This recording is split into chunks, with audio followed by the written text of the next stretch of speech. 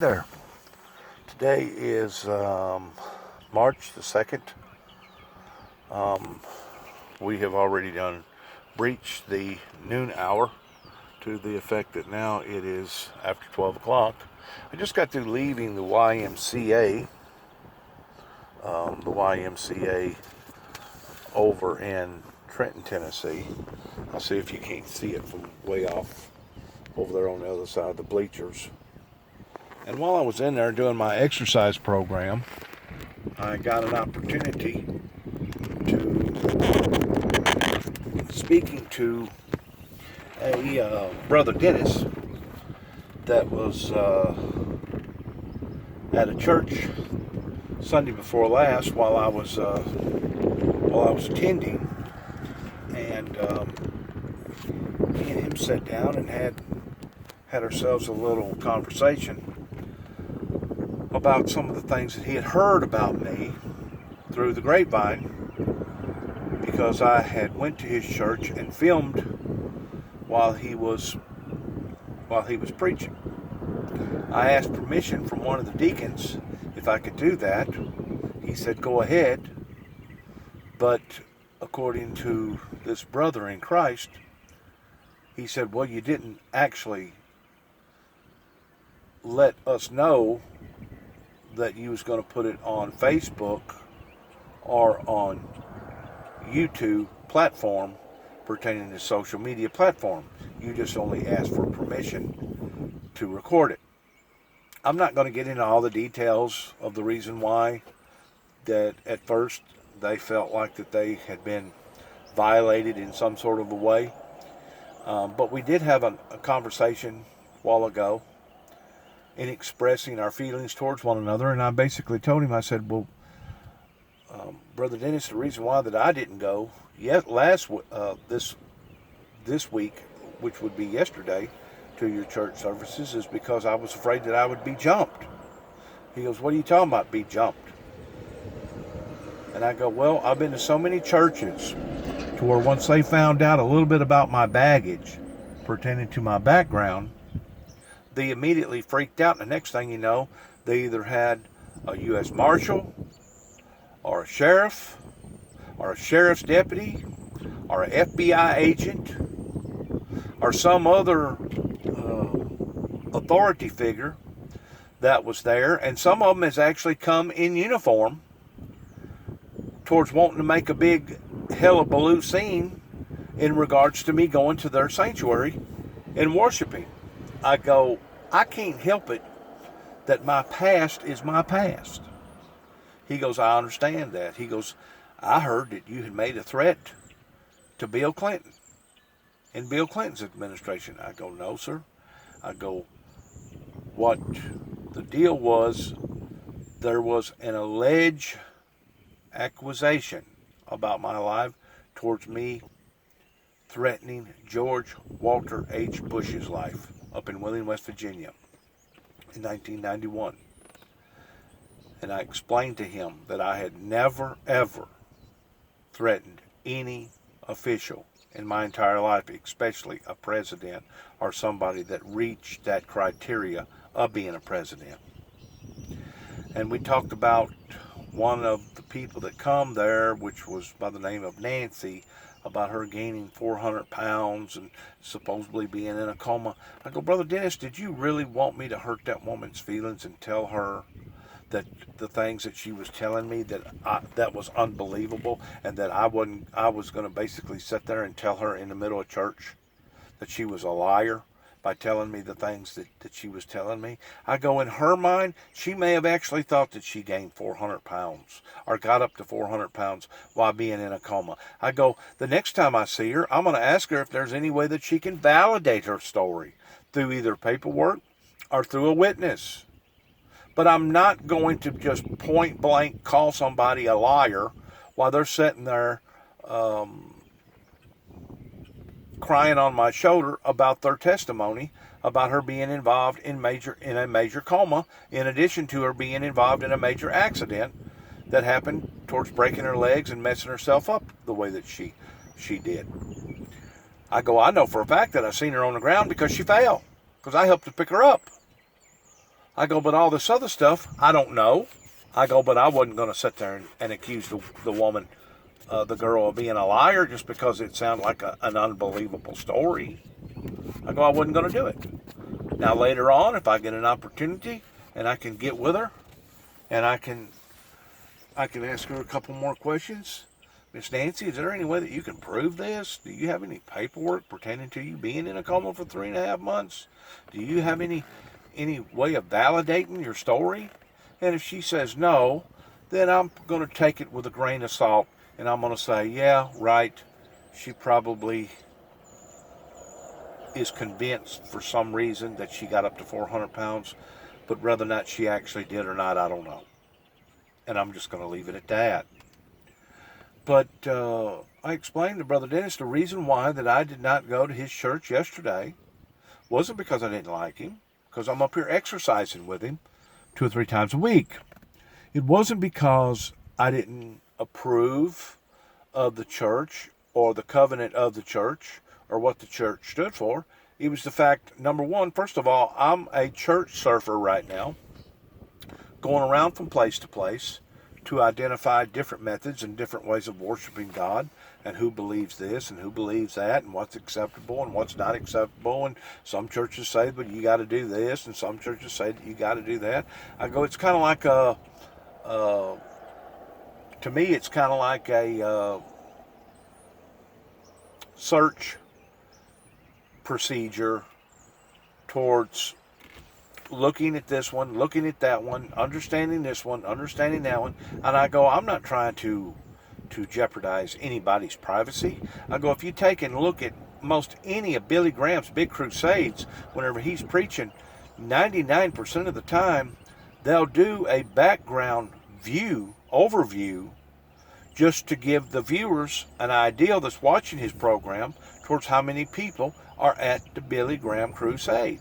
I go, whenever you do an overview and you flip your camera around to see the audience, it's not that you're trying to be nosy. It's not that you're trying to get in somebody's business. It's just that you're trying to elaborate on where you are, and it becomes more defiant to the viewer towards just exactly what type of group that you're with.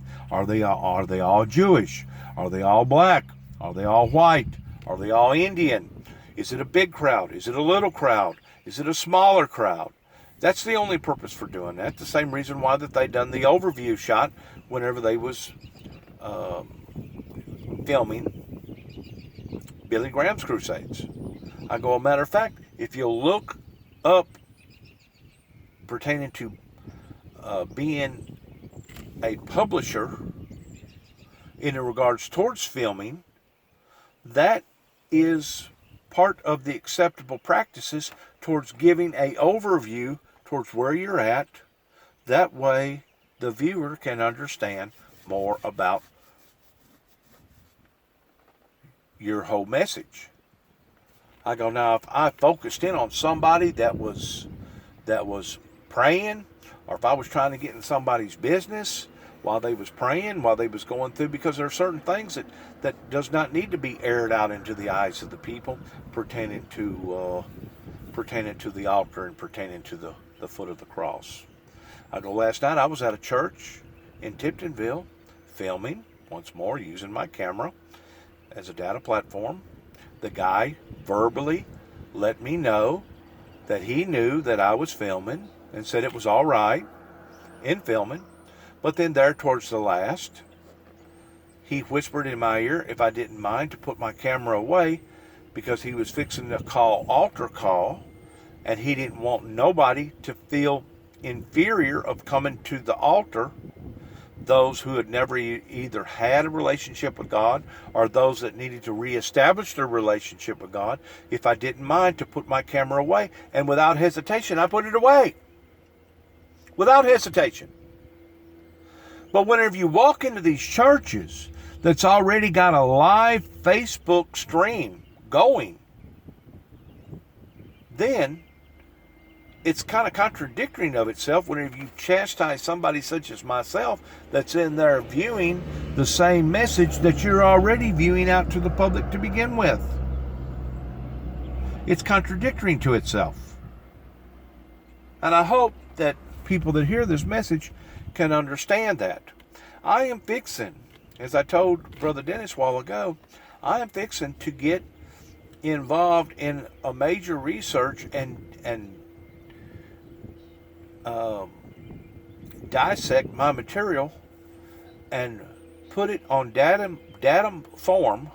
That way it can go up into the cloud. It will be stored pertaining to my testimony of validating everything that I have said and talked about, of it being the gospel, of it being the truth. And it's one thing to actually say it, kind of like Miss Nancy that said what she said to me the week before last, and it's another thing to say it and prove it. And I promise you, everything that I talk about that I have experienced in my life, I can prove. I can validate these occurrences that happen. So I'm just going to leave my message at that, going into 1 Timothy chapter 2, verses 5 and 6, that the God that we serve is real in every aspect. And no, you can't see God, you can't touch God, you can't necessarily hear God, you can't taste God going through the seven senses, but at the same time you can see the results of God towards His creation. And that's the part there that so many people have become disoriented to.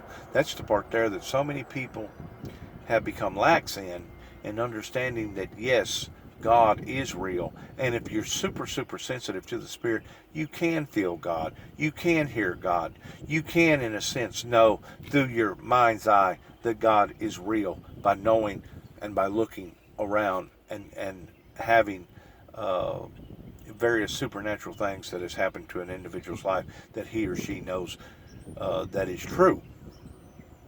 The devil, his job is to trick people. The devil's job is to deceive people. And I had to explain a lot of different things a while ago to Mr. Dennis because of the propaganda that is still going out about my life that Dennis didn't fully understand until I explained to him this is what happened, when it happened, where it happened, and why it happened. And I would go through the particulars in detail towards the who, the what, the when, and the where, and the how. And after I got through, he understood. He said, well, you have clarified that your intent was not wrong, that you didn't want to come in there to harm or hurt anybody, and that you're always welcome, and that no, we was not going to jump you, even though I understand, this is Dennis talking, even though I understand you're gun shy because of all these occurrences that has happened in all these other different churches, that I can validate, that I can basically go back and prove, just like me getting kicked out of the Phoenix Baptist Church there, the same church that John McCain went to. They're off of Camelback Road. I can prove that I was banned from that church by their own personal church records. Just like I can prove that I was banned from the Oklahoma Mariel Park because of me doing a thorough investigation out there in the year 2009 while I was out there. And there's a lot of these situations that I can validate and prove towards what happened and when it happened and where it happened at. Regardless whether it was the incidences here in the state of Tennessee pertaining to what went on with the Weakley Countyans or the Obion Countyans or the Madison Countyans or the Gibson Countyans, or to validate towards what went on up in Land Between the Lakes. These are things that I am eventually going to document. That way it will not be lost. I don't have to take a risk on a tornado possibly hitting the building and throwing all my paperwork around as far as my proof. I don't have to worry about the building catching on fire, because once it does exceed and go to my platform and goes up into the cloud, it will be recorded and it will be there indefinitely. And I don't have to worry about memorization towards remembering this date or this where I was at on this street or where I was at over here pertaining to the 25th anniversary that's soon to be coming up out in Oklahoma City, Oklahoma. I don't have to be so